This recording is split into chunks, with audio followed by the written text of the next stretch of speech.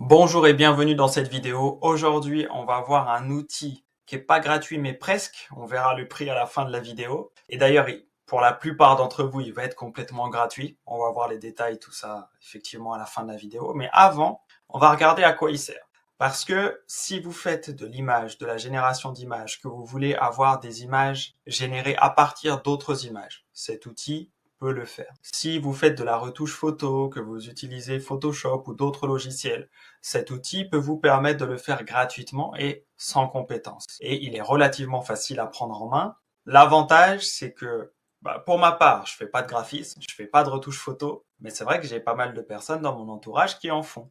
Que ce soit des photographes professionnels, des graphistes, des designers ou autres. C'est vrai qu'en intelligence artificielle, parfois il y a des manques ou alors c'est cher. Là, ce logiciel permet de répondre à tout ça.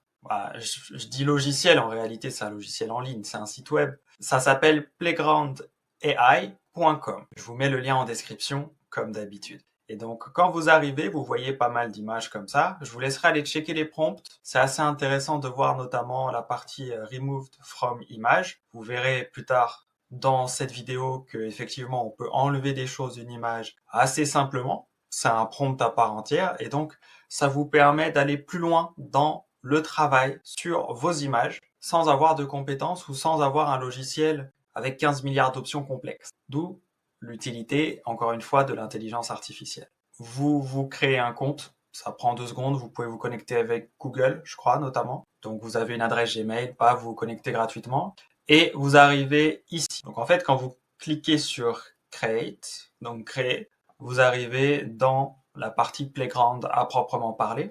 Et là, vous voyez plein de choses. On peut mettre un prompt pour générer une image. Alors, je ne vais pas le faire, vous savez comment générer une image. Normalement, vous mettez le prompt que vous voulez. Vous pouvez vous inspirer de prompts que vous voyez sur la page d'accueil.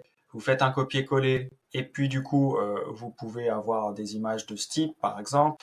Voilà, ça, je vous laisse faire. C'est du classique, on connaît. J'ai plein d'autres vidéos sur comment générer des images. N'hésitez pas d'ailleurs à checker la chaîne si ça vous intéresse. Ensuite, Remove from Image. Vous pouvez activer ça et vous pouvez enlever par exemple un cheval. Ou alors, quand parfois il y a des prompts qui vous créent des gens qui ont 2 têtes, donc on va l'enlever. On peut enlever aussi les mains parce qu'il y a des problèmes au niveau des doigts encore à l'heure actuelle sur de la génération d'images. Donc là, on pourrait potentiellement enlever les mains, ce qui fait que ça va recadrer ou enlever complètement la main. Ça, après, il faut checker, il faut en avoir conscience, il faut faire des tests. Ensuite, ici, vous avez des filtres que vous pouvez rajouter, plein de choses. Vous pouvez aussi ici rajouter une image qui va servir d'inspiration. Si vous avez généré des images que vous voulez, vous avez par exemple généré un personnage et vous voulez faire des modifications sur ce personnage. C'est ici que vous pouvez le faire. Vous rajoutez des images ici, vous faites le prompt qu'il faut pour avoir les modifications que vous voulez. L'avantage, on va le voir après aussi, c'est qu'on peut utiliser un masque. Donc en fait, un masque, c'est qu'on va sélectionner une partie de l'image. Pour ceux qui font pas du tout de design comme moi, c'est pas forcément évident. On va sélectionner une partie de l'image et du coup, c'est cette partie-là qu'on va modifier seulement. Donc ça peut être assez intéressant. Si vous voulez, par exemple, changer un bijou sur la tête de quelqu'un, vous pouvez. D'ailleurs, donc ça, c'est pour la partie inspiration. Maintenant, si vous voulez modifier une image qui a déjà été créée, sans avoir à redessiner ou à repasser par des logiciels où vous faites vous-même à la main, cette IA vous permet de le faire. Et d'ailleurs, c'est ce cas-là qu'on va voir aujourd'hui. Et vous allez voir, de ce cas-là, tout découle. Alors, avant de le faire, plusieurs choses. Ici, on a le modèle. On peut utiliser Stable Diffusion 1.5, 2.1 ou DALL-E 2. Je vais rester sur du Stable Diffusion 1.5, le truc de base. Je ne vais pas changer la guidance, ni la qualité et les détails. Je vous laisserai faire des tests avec ça. Et le nombre d'images, je vais rester sur une. Mais globalement, vous pouvez changer pas mal de paramètres. Donc n'hésitez pas à tout checker. Si vous êtes dans le design, dans le graphisme, dans les retouches d'images, de photos et autres, il y a vraiment beaucoup de paramètres. Normalement, ça permet de faire, ça fait le café, quoi. Alors, moi, ce que je vais utiliser plutôt pour les images, c'est pas de l'inspiration, mais je vais modifier directement une image. Donc, je vais cliquer sur importer une image et je vais importer une image directement. Donc, une fois que vous avez choisi votre image à importer, vous vous retrouvez avec un peu moins d'options à gauche parce qu'on va cette fois éditer, on va pas générer. Donc là, j'ai importé une image d'une chambre avec du coup un lit, des lumières, etc. Et par exemple, je vais chercher à qu'est-ce qu'on peut faire pour commencer? Allez, on va faire des tests. Je vous garantis pas que mes prompts soient très efficaces puisque j'ai pas étudié les prompts spécifiquement pour cet outil. Donc je vais faire les choses les plus simples possibles. On va avoir probablement de très mauvaises surprises et probablement de très bonnes. Donc, première chose, c'est mieux de parler en anglais. Bien évidemment, toujours. C'est là où on va avoir les meilleurs résultats. N'hésitez pas à utiliser un outil de traduction si besoin. Bon, là, on va faire en sorte de make it, donc faire en sorte que ce soit daytime, donc en journée. On va générer et on va voir s'il change quelque chose parce que c'est déjà la journée, mais les lumières sont allumées. Donc on va voir un peu ce que ça peut donner. Et là, on voit, je suis plutôt content parce que ça marche bien. Il a augmenté la luminosité dans l'image. Il n'a pas éteint les lumières, mais bon, on n'est pas là pour parler d'écologie, on est là pour parler d'intelligence artificielle. Et on voit effectivement que l'image est beaucoup plus lumineuse. Alors la qualité, n'hésitez pas à checker la qualité et les détails ici. Bon là, c'est vraiment l'espace de travail. Donc je ne vais pas m'attarder sur la qualité de l'image. L'idée, c'est que ce soit généré vite pour que ça ne dure pas 2 heures dans cette vidéo. Maintenant, on va faire en sorte que ce soit la nuit. Donc night time. Hop, je sais même pas s'il y a 2 T d'ailleurs. Peut-être une faute de frappe, on risque d'avoir des surprises. Pas une faute tout court. Non, ça va, il comprend. Et là, effectivement, il me l'a mis en nuit. Et ce qui est intéressant, c'est qu'on voit même la ville derrière qui est éclairée. Alors, je vais vous le mettre en grand. Désolé pour la qualité quand c'est en grand. Mais effectivement, tout ce qui est ombre et lumière, c'est super bien travaillé. Donc déjà, juste pour des cas d'usage très simples comme ça, il y a plein de choses. Et là, c'est du 2 secondes, c'est gratuit, ça va super bien. Enfin, c'est gratuit. On va voir après, hein. Parce qu'il y a des détails quand même à avoir en tête. Mais c'est quand même vachement intéressant. Alors maintenant, qu'est-ce qu'on va changer? On va chercher à enlever. Alors, je vais vous montrer. Je vais ajouter un masque. Donc là, tout simplement avec la souris, hop, je vais sélectionner les luminaires.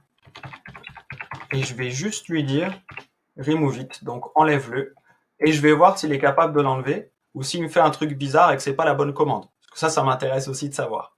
Alors, en termes de temps de génération, là, on est sur 8 secondes et effectivement, il me l'a pas enlevé. C'est pas la bonne commande. Donc, on va faire autrement. On va supprimer le masque et on va lui demander d'enlever luminaire. On va lui demander de mettre ça en daytime. Équipe daytime. Et on va générer. Et on va voir s'il arrive à, si c'est suffisant ou pas.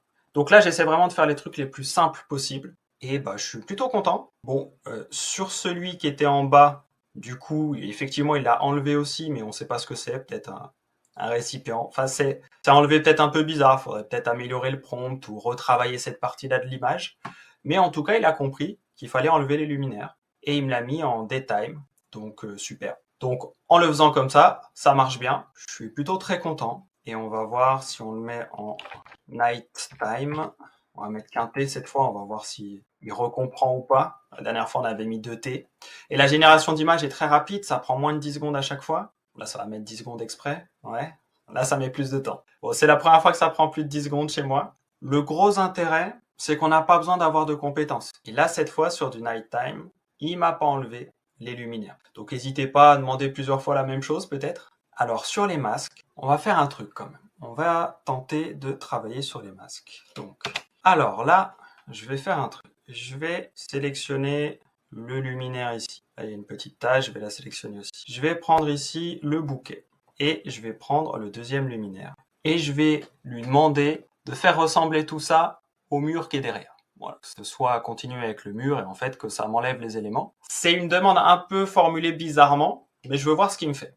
Donc je vais lui demander de générer ça. Et donc quand on met le masque, il va travailler que sur ce qu'on a sélectionné dans le masque, normalement. Alors vu que ça n'a pas fonctionné, j'ai enlevé le masque et je vais tester un autre truc. Alors du coup, j'ai enlevé le masque. Ce que j'ai fait, c'est que je lui ai demandé de retirer, alors de faire en sorte que ce soit le jour. Donc il m'a fait une teinte de jour, il va faire des teintes de jour assez différentes en fonction de ce qu'on lui demande. Et je lui ai demandé de retirer les rideaux. Et donc là, il m'a retiré les rideaux. Alors ça plaît plus ou moins, on dirait un peu une plaque ou un bout de mur, ça dépend un peu, on peut peut-être améliorer ça en améliorant le prompt. Mais on peut faire déjà pas mal de choses d'une manière assez intuitive. Et après, il faudrait aller creuser, aller chercher les détails. C'est un peu le même principe que dans ChatGPT. Il faut, je pense, prendre l'outil en main, prendre le temps, faire des tests, aller regarder les prompts qui ont déjà été utilisés sur la page d'accueil, comment ils fonctionnent, pourquoi ils fonctionnent, qu'est-ce que ça donne quand on les utilise nous, au bout de combien d'essais on arrive au résultat qu'on veut. L'avantage, et là on va passer au dernier point, au prix, c'est que c'est un outil qu'on peut utiliser entièrement gratuitement. Tout ce que j'ai fait aujourd'hui dans la vidéo ne m'a rien coûté et ne m'a demandé rien en termes de carte bleue ou autre. Et au niveau du prix, c'est gratuit. Et on peut créer jusqu'à 1000 images par jour gratuitement. Et on peut utiliser les images à des buts commerciaux. Donc ça veut dire que, à part si vous avez un usage très très important et que vous avez besoin de créer plus de 1000 images ou variations par jour, normalement vous devriez être bien. Surtout si vous gérez vos prompts, que vous devenez fort à générer ce que vous voulez avec le moins d'essais possible. Là, normalement, 1000 images créées, ce serait quasiment 1000 images finies. Donc là, on arriverait sur des trucs assez forts. N'hésitez pas à me dire en commentaire si vous l'avez testé, ce que vous en avez pensé. N'hésitez pas à venir poser vos questions sur le Discord ou en commentaire, bien évidemment. Je vous mets le lien vers l'outil en description, comme d'habitude. Bienvenue à tous les nouveaux abonnés, ça fait plaisir. Prenez soin de vous, c'est le plus important, et je vous dis à très vite dans de prochaines vidéos. Ciao, ciao!